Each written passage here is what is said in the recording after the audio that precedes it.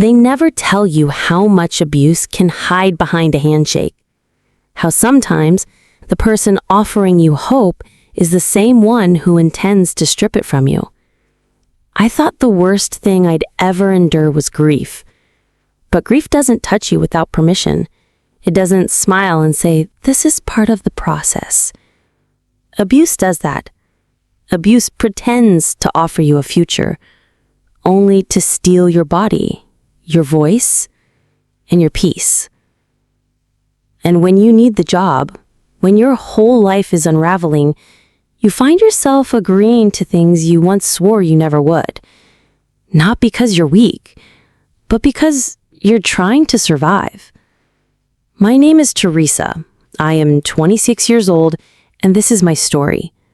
The part of my life I never thought I'd speak about. I had barely folded away my convocation gown when my father died. 1 week after my final results were released. 1 minute, he was walking into the compound humming a hymn.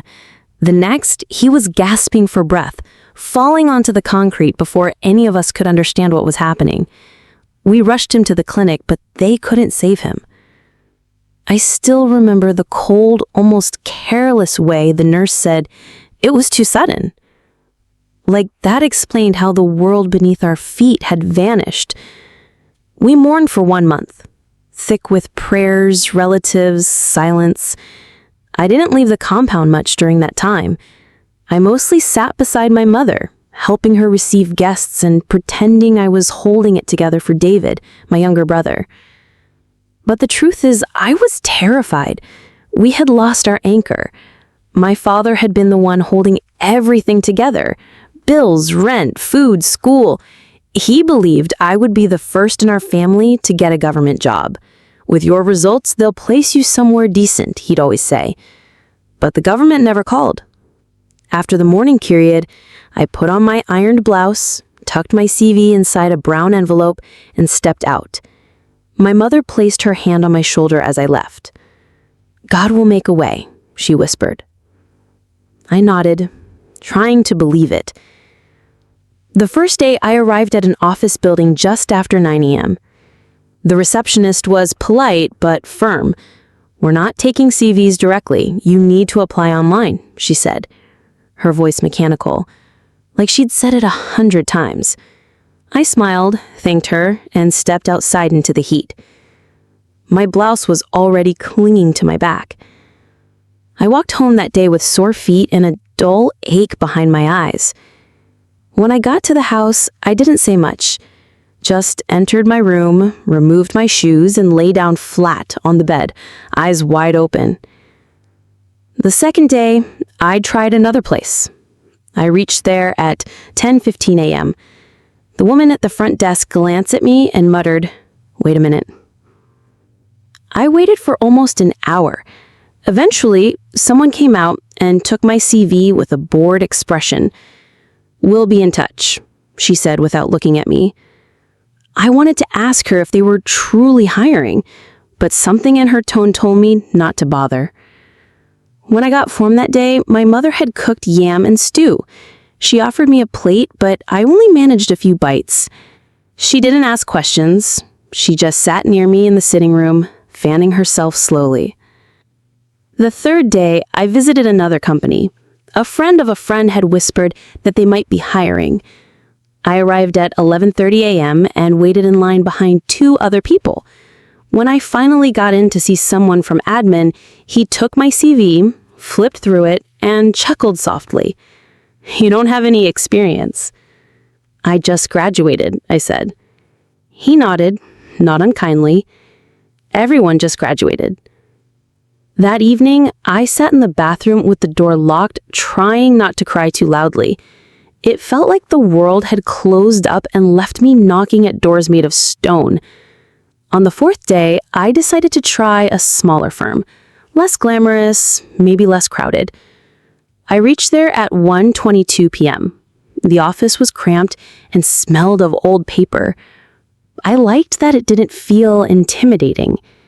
But when I handed my CV to the man behind the desk, he looked at me, looked at the paper, and said, "You're late. We just hired someone this morning." I thanked him, walked outside and sat on the low fence for a few minutes, watching the traffic, holding back tears. I didn't want to go home yet. I didn't want to see my mother's hopeful face. Day 5, I tried again. This time I left the house later, almost reluctantly. I didn't even feel like wearing makeup. I reached the office at 2 p.m. The receptionist was distracted, texting someone. When I asked to submit my CV, she said, "The HR isn't around." I asked when he'd be back. She shrugged. I went home that day and cried into my pillow. 5 days, 5 offices, nothing. On the 6th day, I woke up early. I almost didn't go out. I stared at my clothes for a long time before forcing myself to dress. My envelope was starting to look worn, the edges slightly curled. I stepped into the compound and told myself this would be the last one. If they didn't take me, I'd pause, regroup, try something else. I arrived at the 6th company at 8:47 a.m. It was quieter than the others, neater. The receptionist smiled at me. The first time I'd seen someone smile during all these attempts. She asked, "Are you here for the vacancy?" I blinked. "Yes, I have my CV." She said, "Wait a moment." Picking up the phone, "You're in luck. The boss is around." I smoothed my blouse and waited. A few minutes later, she led me into an air-conditioned office. A tall man with a clean-shaven head and a neatly trimmed beard looked up at me. His face was calm, almost too calm. "Good morning," I said. He gestured to the seat in front of his desk. "Sit." I handed him my CV. He took it, leaned back and skimmed through it in silence. Then he looked up at me and smiled. "You look like someone who knows how to work hard." "I'm ready to learn, sir." He tapped the paper with one finger. "Your results are decent, but here we test more than paper qualifications." My chest tightened slightly. "Sir?" He stood and walked to the side of his desk, then leaned against it. "I'm letting you be honest. I like to hire women who are willing to go the extra mile. This job, it comes with certain expectations." I was quiet. He smiled. "I'm saying this now so there's no confusion. If you want this job, you have to show me you're ready. It's part of the interview. If you can't, I will understand. But don't come back expecting another opportunity." I forced a polite nod. "Thank you, sir. I understand." He sat back down. "Good. Think about it. Come back when you've made your decision." I walked out of that office without saying a word. If you are still watching to this stage, please subscribe to our channel, like, and share to your friends and family. This might be what they need. And most importantly, hit the notification bell below so that you can be notified whenever we drop another episode of You Are Not Alone. When I got home that evening, I sat on the edge of my bed for hours. My mother asked how it went. I told her they're still reviewing the CV. I couldn't say more. I didn't want her to know. The next morning, I didn't go out. I stared at the window, thinking. For 6 days, I had tried. Nothing had worked. David's school fees were due. The landlord had asked about rent. My mother's blood pressure pills were running low. I thought about what the man had said. That it was part of the interview. That if I didn't agree, I shouldn't come back. For the next few days, I told myself I wouldn't do it. That I still had some dignity left. But the fear of hunger, of bills, of watching my family sink further, it was louder. Exactly 1 week after I'd first entered that office, I went back. When the receptionist asked why I was there, I just said, "I have an appointment." She smiled and led me in. The man looked up and grinned the moment he saw me. "So, he said, leaning back in his chair. Have you made up your mind? I nodded once. I'm ready. He smiled again. This time, it reached his eyes. Now I know you're really ready to work. Then he stood, walked to the door, locked it, and drew the curtains. That was the day I stopped being just Teresa. That was the day I became silent. Then he turned to face me, his eyes scanning me slowly. Stand up, he said, his voice calm, measured, like this was all part of some ordinary office procedure. I didn't speak. My knees felt like glass, but I stood. He stepped closer. I could feel the heat of his breath before I even saw his hand reach for my blouse. I flinched just slightly, but enough. Relax, he said, still smiling. This won't take long. I wasn't there. Not really. I left myself in that chair and watched it all from somewhere else, someplace above the ceiling where girls like me float so they won't drown. His hands were on me, undoing buttons, lifting fabric, guiding me where he wanted. My body didn't fight. It obeyed. I couldn't even cry. Not yet. The tears sat somewhere deep in my throat, but they wouldn't come. I just stared at the wall behind him, at the clock ticking quietly in the background. The minute hand moved forward, just once. That was all it took. When it was over, he stepped back, adjusted his shirt, and handed me a tissue. You start work tomorrow, he said, unlocking the door. Don't be late. I nodded once, picked up my bag with trembling hands, and left the room. The receptionist smiled at me as I passed. I tried to return it, but my lips refused to move. I felt hollow. I kept walking. Outside, the sun had risen fully, but I couldn't feel it on my skin. My blouse clung to my back, my legs moved on their own, one step at a time, down the building, through the gate, onto the dusty street. I didn't take a bike home, I walked. Maybe I needed the pain in my legs to remind me I still had a body, that I still existed. When I got home, my mother asked how it went. I nodded and said they gave me the job. She embraced me, praising God. David clapped his hands. I smiled and nodded and thanked them. Then I went to my room, locked the door, curled up under my wrapper, and stared at the ceiling until night swallowed everything. The next morning, I returned to the office like nothing had happened. My desk was just outside his. I was officially the new secretary. He called it a position of trust, said I would be handling sensitive documents and scheduling. But every day I worked, I knew what the real job was. In the mornings, I typed letters and sorted files. In the afternoons, I picked calls and delivered coffee. And every evening, when everyone else had gone, he called me in. Close the door, he would say. I obeyed. Sometimes he said it with a grin, other times like a boss giving routine instructions. Either way, it happened, day after day, week after week. For 3 months, I walked into that room and gave him the silence he demanded. I stopped counting after a while. I stopped crying, too, at least at work. But at home, at night, under my blanket, I wept into my pillow until it was soaked. I didn't recognize myself anymore. I avoided mirrors. My skin felt like it didn't belong to me. I wanted to scream, but I couldn't. Who would believe me? Who could I tell? My mother was getting stronger again. David had started school. The rent had been paid.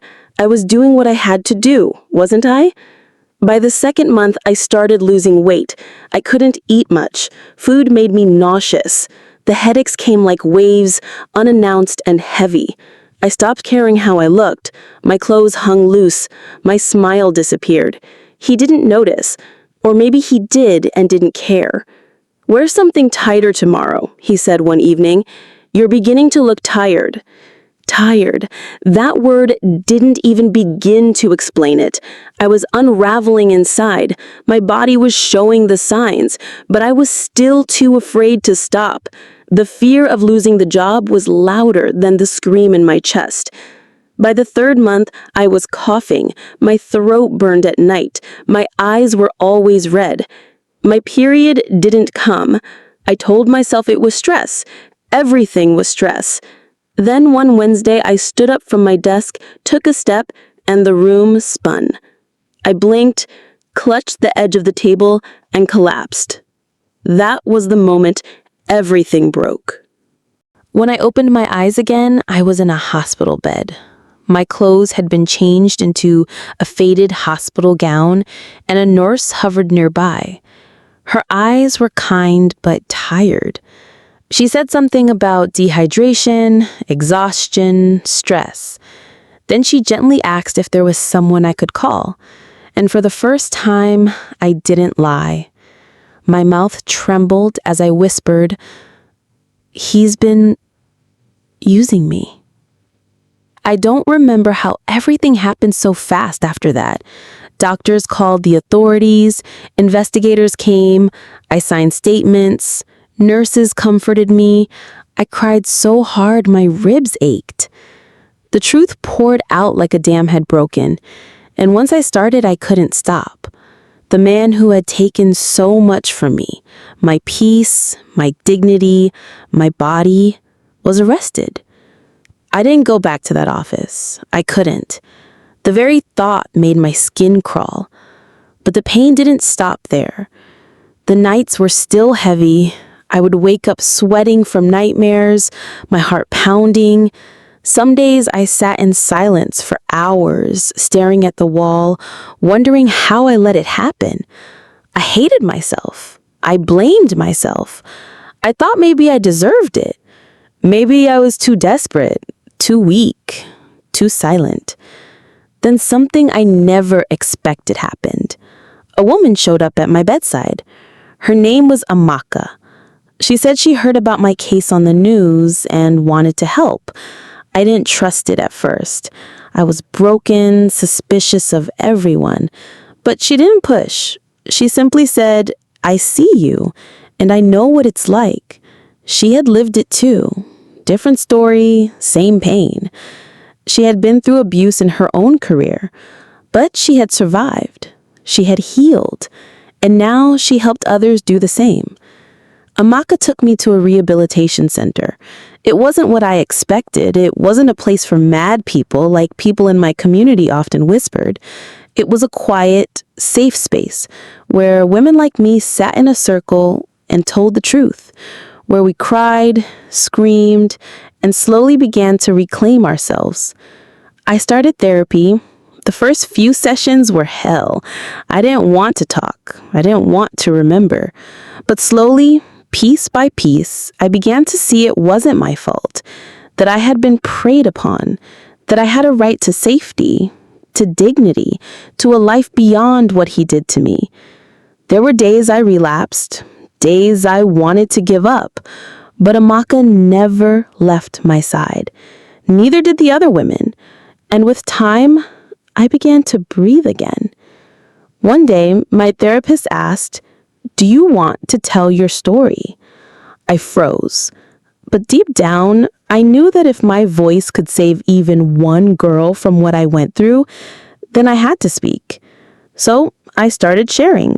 Online, at small events, sometimes anonymously, sometimes not. I found strength I didn't know I had. Today, I am healing. I won't pretend I'm fully okay, but I am no longer in the pit. I have learned to love myself again, to take each day as it comes, and most of all, to believe that I deserve better. To every girl, every woman, or anyone who has been abused, harassed, or manipulated in silence, I want you to know something.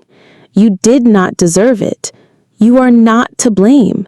You are worthy of safety, of love, of respect. Don't let shame silence you. Don't carry the weight alone. Speak up. Seek help. And if someone comes to you with their pain, don't judge. Listen. Stand with them. Be the safe place you wish someone was for you. Healing is not easy, but it is possible. And if you're in the dark right now, thinking no one sees you, I'm here to tell you, you are not alone. My name is Teresa, and I survived. Life lesson. Silence is not strength when it comes to abuse. I learned that pretending to be okay only deepened my wounds. True strength is speaking up even with a trembling voice. It's choosing yourself every single day. Awareness call. Sexual harassment and exploitation in the workplace is far more common than we think, especially for young women seeking jobs in desperate situations. Many predators hide behind positions of power, preying on those who feel voiceless. We must break the culture of silence and victim blaming. Speak up. Protect the vulnerable. Hold the abusers accountable. Advice. If you are being harassed, manipulated, or abused, don't wait until your body gives out or your spirit breaks. Tell someone. Reach out to a trusted person, a helpline, or a support organization. You are not weak for needing help. Your safety is more important than any job, relationship, or appearance of strength. Document what you can, protect yourself, and know that healing is not linear. Be patient with yourself. Encouragement message. To everyone carrying silent pain, whether from shame, fear, or confusion, I want you to hear me clearly. You are not worthless.